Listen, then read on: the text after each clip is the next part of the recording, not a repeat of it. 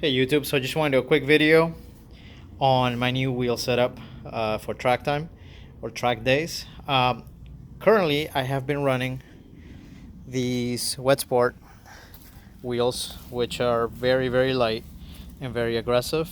Um, these are the TC 105N. That's upside down, but that's all right. Paired with Falken Essenis tires. And by the way, these are amazing tires. I've had these in several vehicles throughout the years, and I think they're a great bang for the buck. So uh, these are two 55 40 18s on a 9.5-inch wheel with an offset of 33 ET33. And while they're good, I am not really a fan of the meaty side, especially if it's a track car, because you tend to ride on the curves and drive aggressively. So even though I don't have any rub issues, I'm basically limited to this track width with the car. And as you can see, it's quite aggressive. I've had to roll my fenders in the back just to keep the wheels from, again, touching on the fenders. So here's a ride setup of the wheel. And they're pretty meaty and pretty aggressive, pretty thick, which is great. But I wanted to try something else, so I went ahead and I ordered these Sparco Terra wheels. So at first I was having a huge issue with the size because they're kind of limited on width. This happens to be an 8-inch wheel, so 18 by 8, and it's wrapped in the same Essenis, Falken Essenis. By the way, these are the RT6 15. Okay, so again, these are kind of their high performance or ultra high performance tire. 245 40 18. I wish they made a 245 45 just to get a little more meat.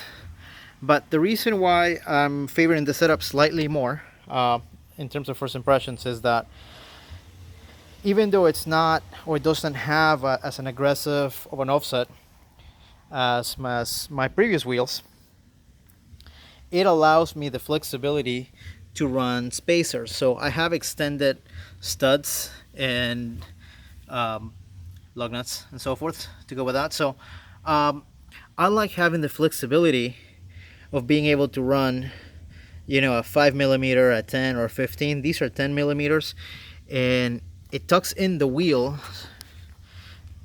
almost flush with the car, just a little bit shy of where the fender is. And even though I do have a good amount of camber, and I kind of like that because it means that I can really drive the car hard and I have to worry about that.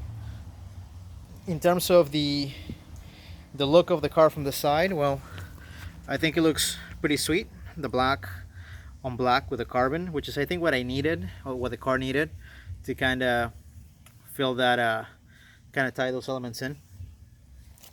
So this is kind of what the old one, or not the old, but the already used setup looks like in comparison to the new. You can see it's a big difference how aggressive that is versus how adjustable this can be. So I did mention that I was having an issue with the width. I wanted something a little bit wider, but then I find out that the reason why these wheels are 18 by 8 is because that is as per rally rules. So if these were a tarmac setup sort of wheels, then you'd only be allowed, as far as I've learned, to run an 18-inch wheel by 8 inches.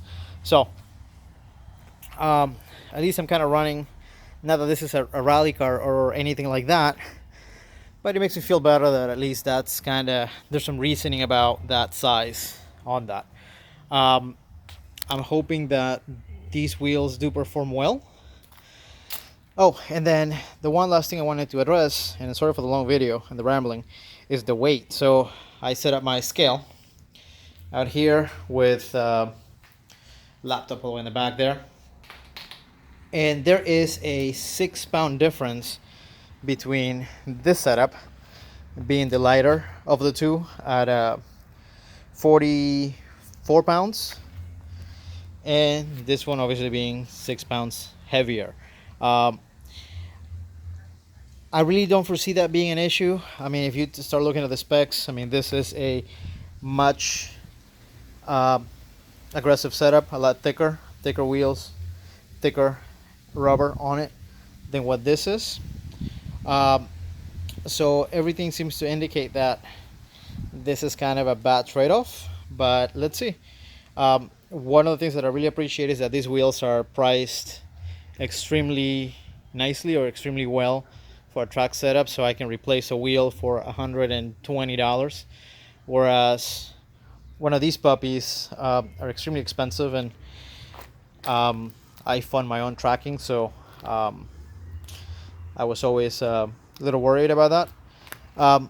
I do have to say that these have been used for a whole year, and in a few months, more or less.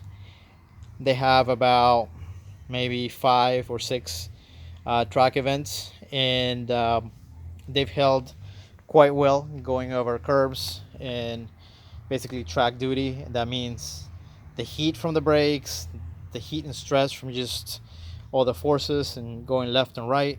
So it's an outstanding wheel.